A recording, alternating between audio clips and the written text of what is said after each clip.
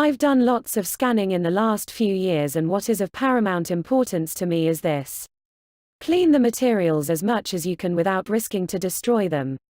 Preferably before you scan it. I will not talk about the how, maybe in a future video. I'd rather show you a before and after example.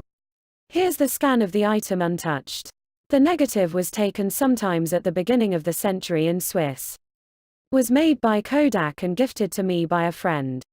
And here's the same frame, scanned after 30 seconds cleaning with isopropyl alcohol. The same post-edit was applied to both negs. Think how much retouching work I've saved taking those extra 30 seconds before throwing the film on the scanner bed. Not convinced? Wanna see them again?